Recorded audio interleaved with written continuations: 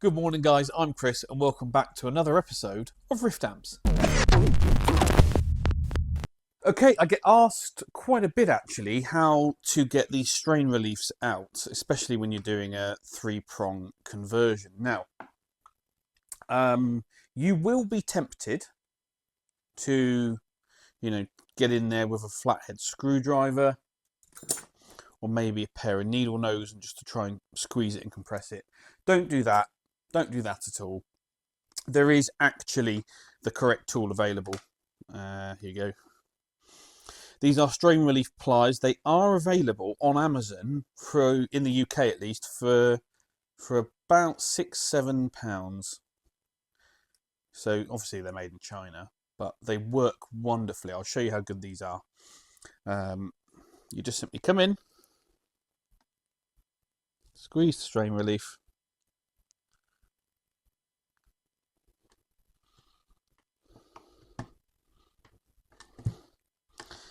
and out she comes. And it's that easy. So don't risk it. Don't mess around. Oh, what's going on in here?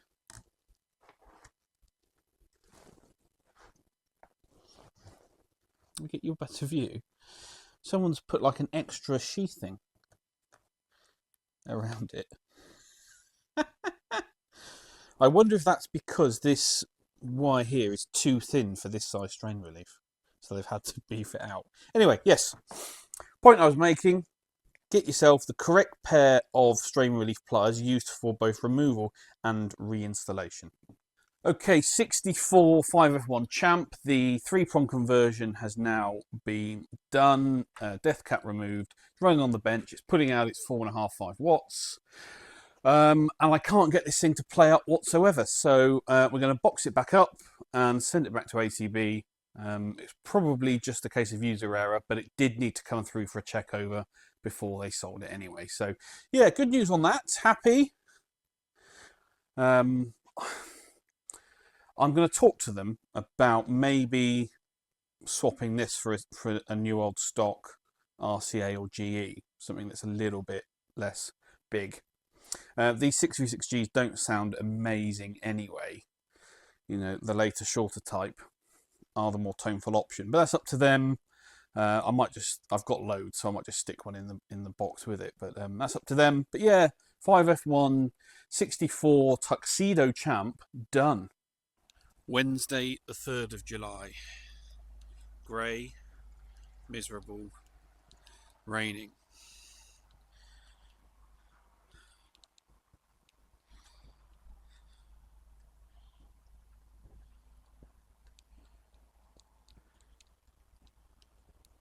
Okay, so just had this dropped off by a good customer of mine. This is a Reinhardt amplifier, and I don't really know much about them other than it's an American boutique brand. They're not built anymore. Built by a chap called Bob Reinhardt, who, as far as I understand it, was extremely well respected and built some incredibly toneful amplifiers.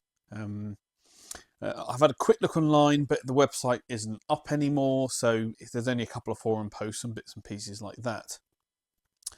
I think he now, or once he stopped doing amplifiers, he builds drag racing engines, so that's really cool, right?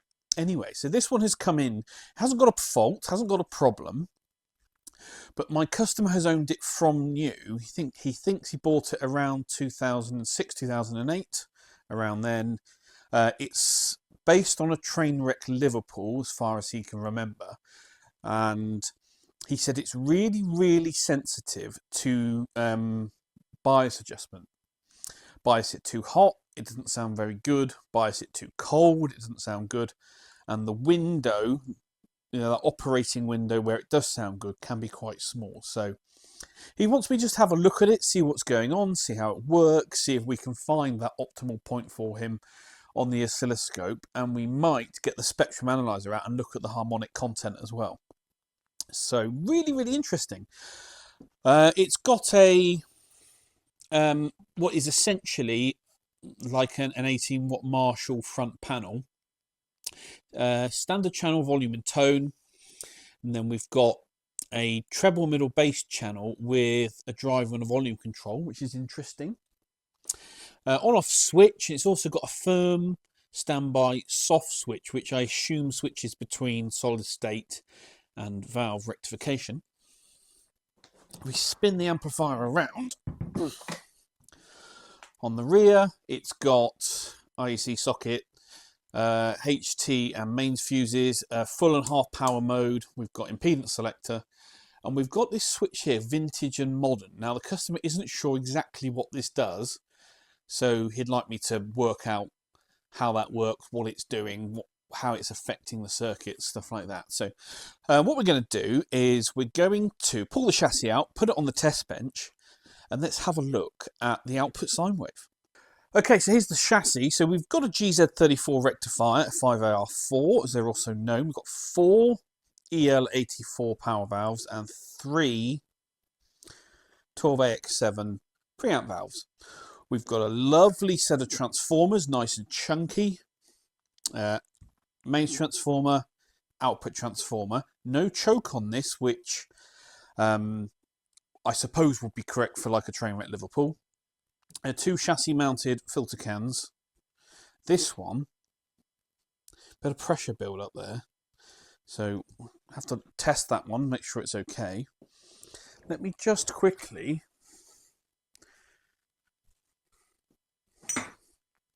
spin it over and we'll have a look inside.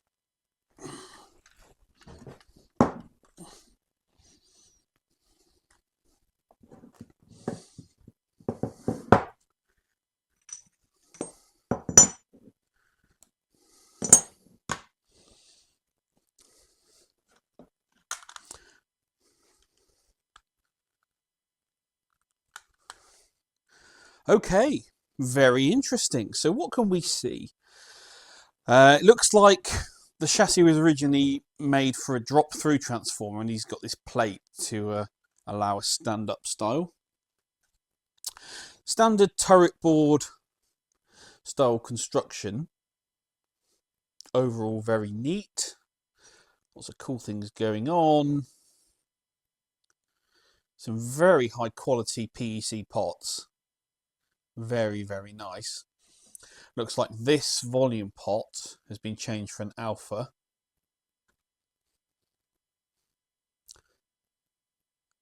Lots of shielded wire. Neat build style. This vintage modern switch looks like it's switching between the two different cathode arrangements for that stage. Very cool. So how is this thing biased then? We've got 2 large cathode resistors, probably 1 for each pair. But I'm sure he mentioned there was an adjustment pot somewhere. Let me just come around and look from the other side.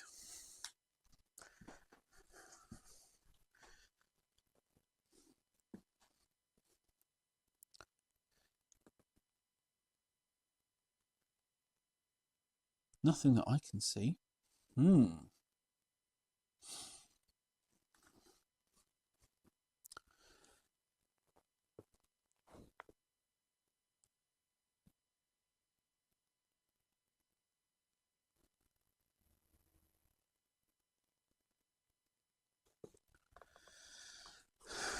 Cathode on an EL84 is pin 3.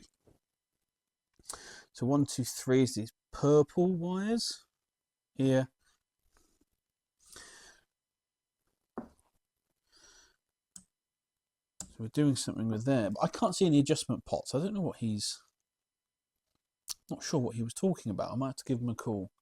Just looks like a standard cathode biased amplifier.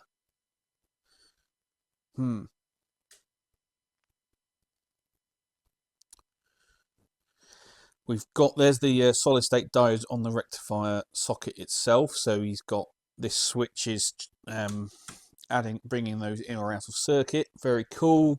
Apart from that, just a nicely built amplifier, isn't it? I can't see. He told me there's bias adjustments on it, but I can see them. I'm not quite sure.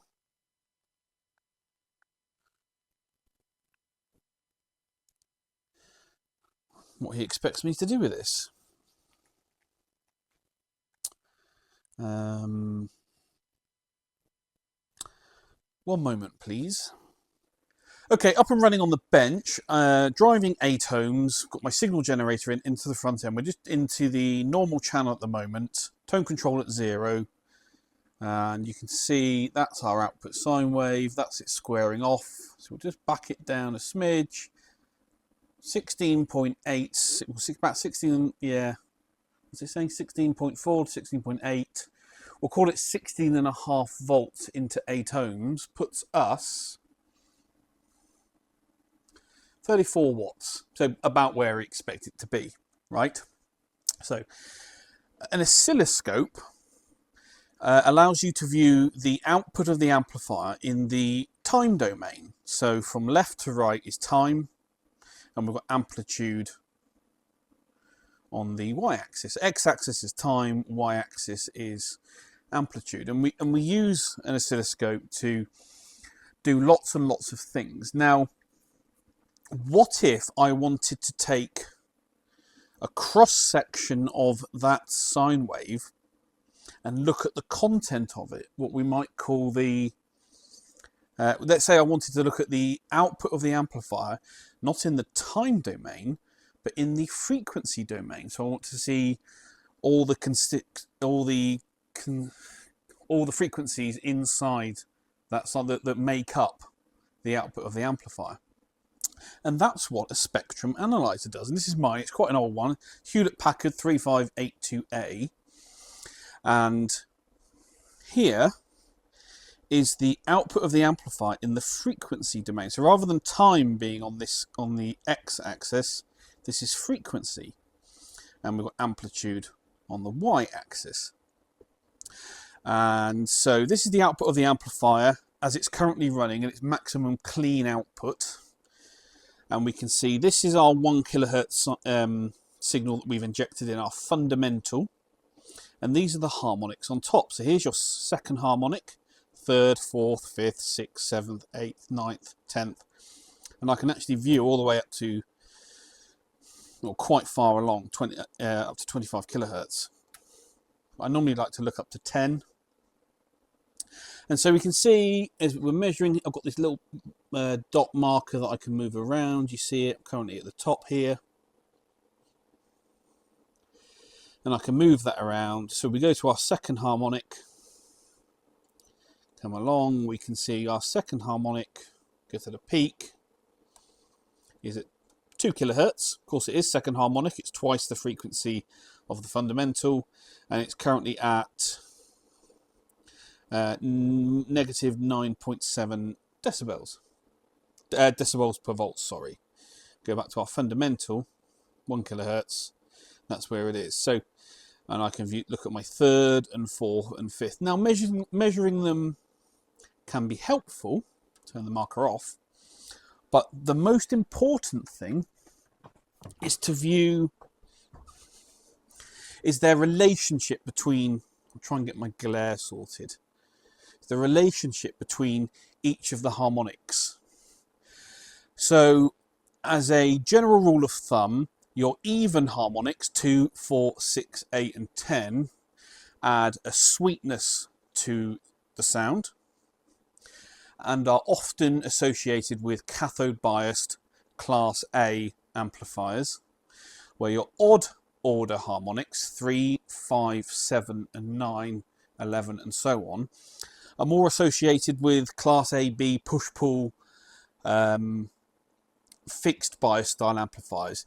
Obviously I'm simplifying this, it's a lot more complicated than that, but this is new to a lot of you, so I'm trying to keep it simple. And so what I often like to look at is the relationship between the even harmonics and the odd harmonics. Okay, so with the amplifier currently set at its maximum clean output, as we can see on the oscilloscope, that's what our output looks. In fact, can I just If I increase the intensity, can you see that a bit better? Yes, you can. Yeah. There we go. So we can see our second and third harmonics are quite close together. Our fourth harmonic is a bit less, but our fifth and sixth again are quite close together. But if you notice if you look at the third, it's smaller than the second. But our sixth, 2, 3, 4, 5, 6 is larger than our fifth. So there's an interesting harmonic content going on there. All I'm going to do now is, keeping the tone control on 0 as I normally do, I'm going to overdrive the amplifier. So we've got a nice square wave there. So we'll go back to our clean and we'll look at our output there. And now I'm going to square it off, and you can see how the harmonic content of the amplifier changes. So the amplifier is now square wave output, and our harmonic content has changed drastically. Look, so our odd order 3, 5, 7 and 9 have all become much more prominent, as we would expect from an amplifier that's overdriving, and our even order harmonics 2, 4, 6, 8 and 10 have become less prominent in the overall output of the amplifier. Okay, so if I go back to clean, you can see how that changes. And if I go back to square wave, you can see how it does. Now, here's the interesting thing. This is why people love amplifiers. We call this harmonic distortion. If I go to my 25 kilohertz frequency span, we can see when it's running clean, we've got harmonics up until really about 15 kilohertz. Yeah, there's not much going on past that point. If I overdrive the amplifier back to square wave, look at all this extra harmonic content on top.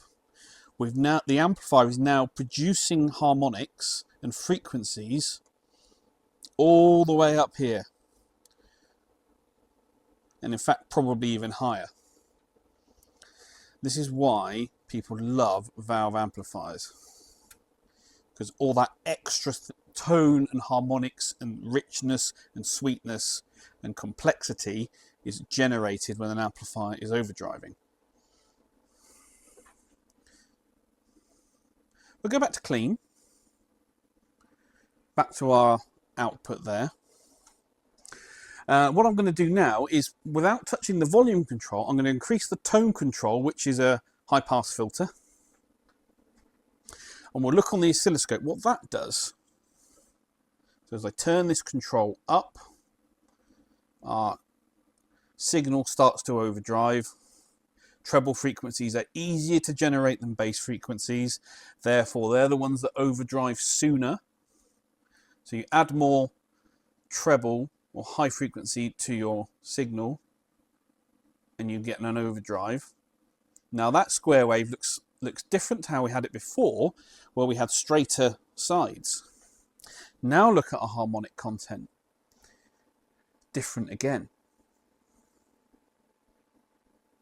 Isn't that interesting? So what have we learned? Well, what can we take away from this? The relationship between each of the harmonics has a fundamental effect on the way the amplifier sounds and plays and feels. Different amplifiers do different things in different ways, and therefore will generate a different spectrum on this machine. And when we notice something that's going on, we can learn from that. Do you remember this pedal? This is a pedal I did. It's discontinued now. It's the EL34 pedal. Quite a simple overdrive. I call it an EQ pedal with a boost as well. When I was designing this pedal, I noticed something in that whenever I had an EL34 amplifier on the bench, it had a very particular harmonic content, especially when it's overdriving. And it's remarkably different to an amplifier with 6L6s, for example. When I was designing this pedal, I noticed that it reproduced a very, very similar harmonic profile to an EL34 amplifier when it was plugged into an amp that didn't run EL34s. And that's why I decided to call it that. It's quite a simple circuit, but once I'd seen on the spectrum analyzer what this pedal was doing to the harmonic content of a non-EL34 amplifier, and it was making it look as though the amp had EL34s, I then continued to develop and push that. So this is a really interesting tool once you know what you're doing with it. Now, it's a very complex machine. It can do some really, really cool stuff. But for simply analysing audio signals and the behaviour of amplifiers, it's really, really, really interesting. And I hope a lot of you have got a lot of enjoyment of me showing you this. So where's the amplifier at the moment? Quite clean. So that's maximum clean, treble on 0, treble on 10. You see how that's overdriving? Square tops but angled sides. Tone back to 0 but drive the amplifier with tone on 0, and the sides square off a lot more. So again, different sounds, different tones. Very interesting. I need to ring the customer and find out what he was talking about the biasing on this, because it's just cathode biased. Car Mercury, I have swapped the 3 preamp valve sockets from those black cheapies to Beltons. That was not a fun job, I'll be honest with you. Took me just over an hour to do all 3. Not a fun job whatsoever. So yeah, anyway, fired this thing up on the bench. The problem with the sockets is now fixed and done, which is good news. Now, I've now got to move on to the issue as to why the power reduction switch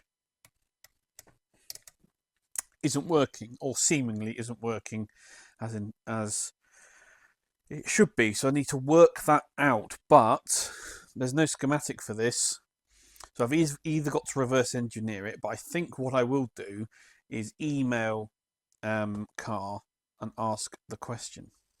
Okay, just got off the phone with a customer. I feel a bit silly. I should have listened to what he'd told me in the first place. So these are obviously the cathode biasing resistors for the output valves, and you've got 4 output valves, and you've got a left pair and a right pair, and they each have their a shared cathode resistor. So this resistor here does these 2, and this one does these 2.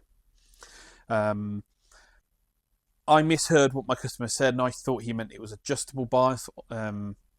Now, what had happened was, these are the original resistors for the amplifier, 150 ohms.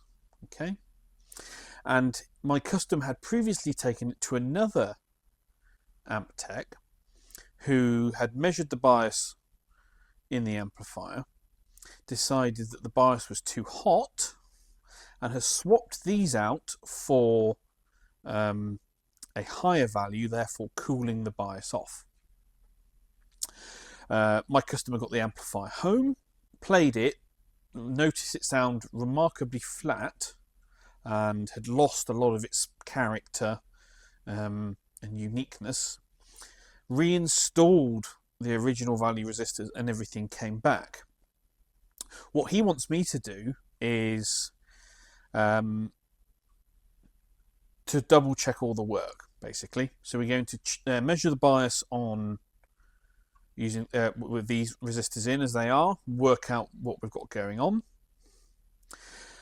and then see if we can find a sweet spot, because ideally if we can run these a little bit cooler, we're going to get some longevity out of them, but he wants to find the point where we don't lose, you know, the uniqueness and the cool sound and the way this amplifier plays at this bias point.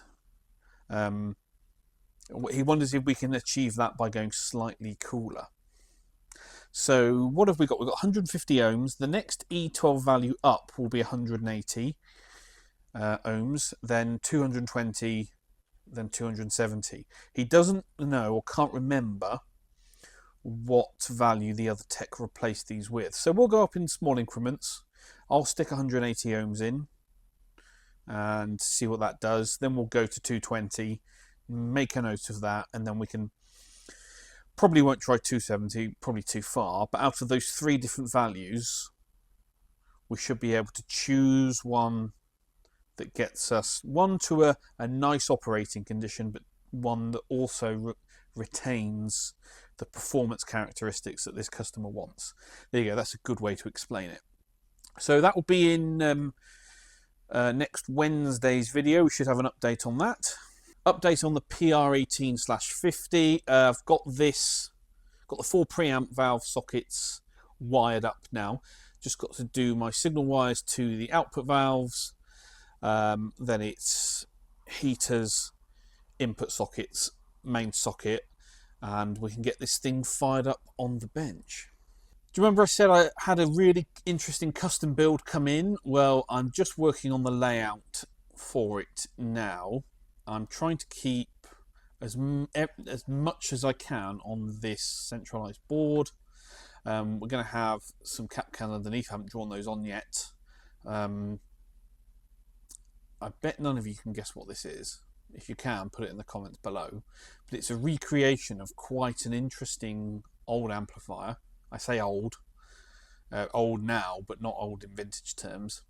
But yeah, really, really cool. Can't wait to build it, but I'm just getting the layout done. I'm doing it in 1:1 scale. All my components are 1:1 scale, so I've got my sizing right. But yeah, this is coming along quite nicely. I'm just messing around with the bias section here and also my low voltage supply, because we've got a little bit of switching going on over here. So we've got that to think about as well. But yeah, coming on nicely. Well, that's it then, guys. Thank you very much for watching once again. If you haven't seen in the news, the UK now has a new government in power. So the old government was in power for 14 years and the opposition has won by a landslide. So we have a new government here in the UK.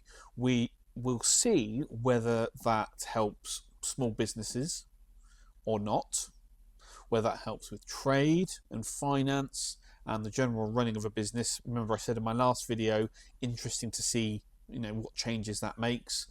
So yeah, really, really interesting. Please give this video a thumbs up, or your comments and questions down below. Subscribe if you haven't already. Join the channel like these guys have, and I will catch you all on Wednesday.